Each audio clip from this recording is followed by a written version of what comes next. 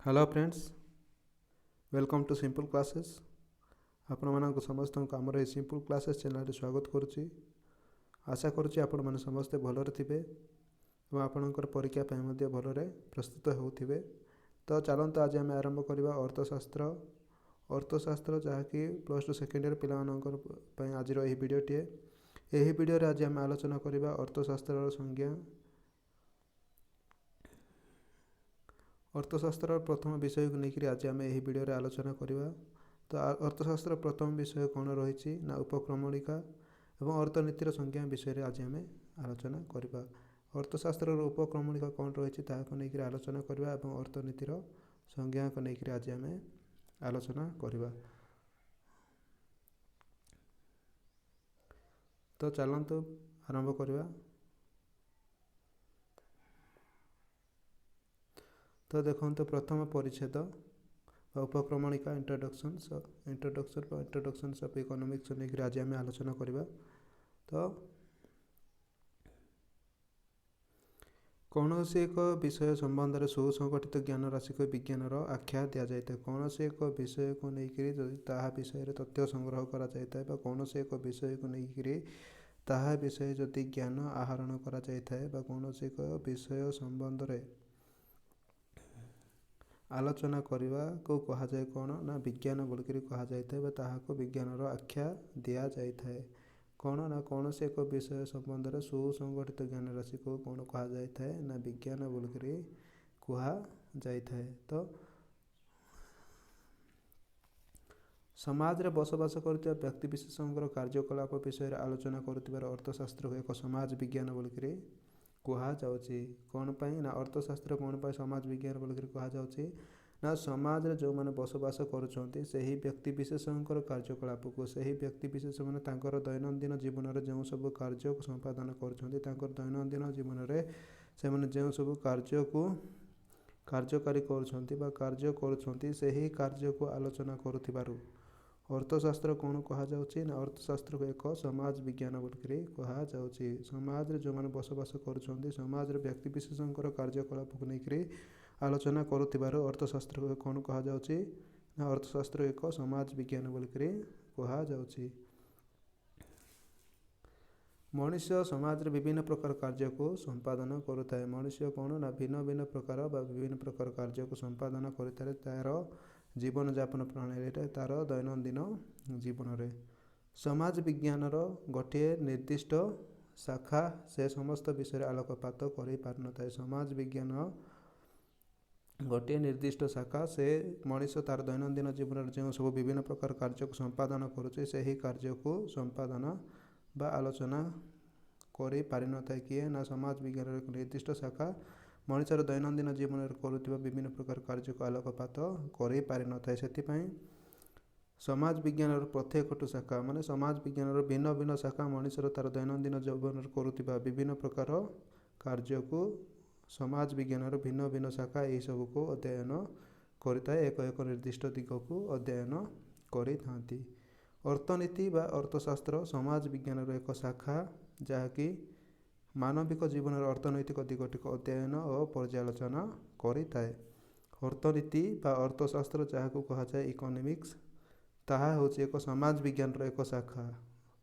समाज विज्ञान एक शाखा जहाँकि मानविक और जीवन जहाँकि मनुष्य जीवन मनुष्यर दैनंदिन जीवन अर्थनैतिक दिगटी को अध्ययन करता क्या अध्ययन करता ना मनुष्यर अर्थनैतिक दिगटी को अध्ययन करता किए ना अर्थशास्त्र बा अर्थनीति।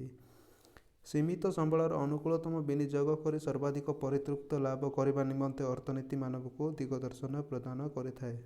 माने कौन ना सीमित संबल को किपरि भाव में व्यवहार कर सीमित संबल को किपरि भाव में व्यवहार उपयोगी कर तार असीम अभाव को मनीष तार असीम अभाव को किपरि भाव अधिक अधिक आवश्यकता तार असीम अभाव को पूरण कर किपरि तार आवश्यकता को पूरण कर लेकर अर्थनीति दिग दर्शाई थाए बा दिग दर्शन प्रदान करि थाए।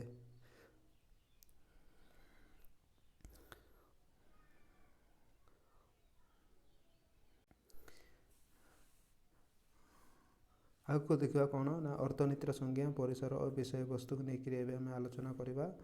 ଅର୍ଥନୀତି କ'ଣ ଏହାର ସଂଜ୍ଞା ନେଇକରି ଆମେ ବର୍ତ୍ତମାନ ଆଲୋଚନା କରିବା। ଅର୍ଥନୀତି ବା ଇକୋନୋମିକ୍ ଶବ୍ଦଟି କ'ଣ ନା ଅର୍ଥନୀତି ବା ଇକୋନୋମିକ୍ ଶବ୍ଦଟି ଦୁଇଟି ଗ୍ରୀକ୍ ଶବ୍ଦକୁ ନେଇକରି ଗଠିତ ହୋଇଛି।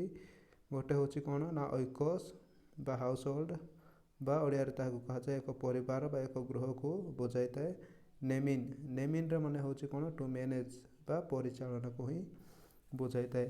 ଅର୍ଥନୀତି କହିଲେ ଏକ ପରିବାର ପରିଚାଳନା ଅର୍ଥରେ ହିଁ ଏହାକୁ ଗ୍ରହଣ କରାଯାଉଥିଲା ବା ଏହାକୁ ପରିବାର ପରିଚାଳନା ଅର୍ଥରେ ଏହା ବୁଝାଇଥାଏ।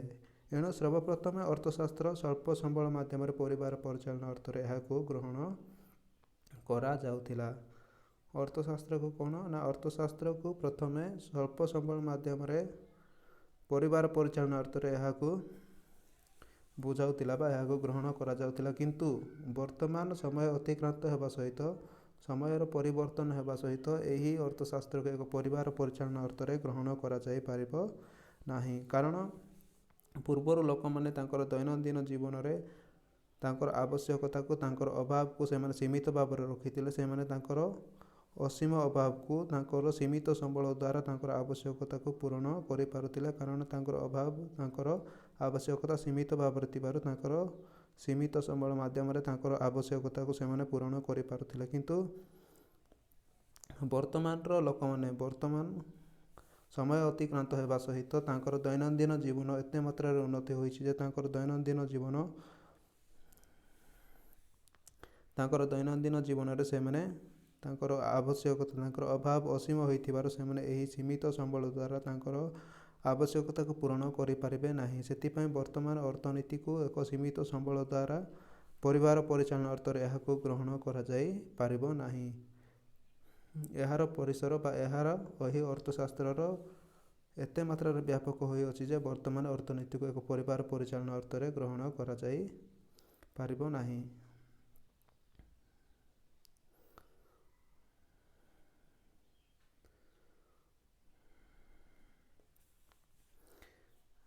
ଏବେ ଦେଖିବା ଅର୍ଥନୀତିଜ୍ଞମାନେ କ'ଣ ସବୁ ତାଙ୍କ ମତାମତ ଦେଇଛନ୍ତି ନା ମିସେସ୍ ବରବରାଉଟନ୍ସ ହାସ୍ୟଦୀପକ ଭାବରେ ସେ କ'ଣ କହିଛନ୍ତି ନା ମିସେସ୍ ବରବରାଉଟନ୍ ହାସ୍ୟଦୀପକ ଭାବରେ କହିଛନ୍ତି whenever 6 economists are together there are 7 opinions। ଯେଉଁଠାରେ 6 ଜଣ ଅର୍ଥନୀତିଜ୍ଞ ଏକତ୍ରିତ ହେବେ ବା ଏକାଠି ହେବେ ସେଠାରେ ସେମାନେ କ'ଣ କରିବେ ନା 7ଟି ମତକୁ ସେମାନେ ପ୍ରକାଶ କରିବେ ବା 7ଟି ମତକୁ ସେମାନେ ଅବତରଣ କରିବେ ବୋଲିକରି କିଏ କହିଛନ୍ତି ନା ମିସେସ୍ ବରବରାଉଟନ୍ସ କହିଥିଲେ।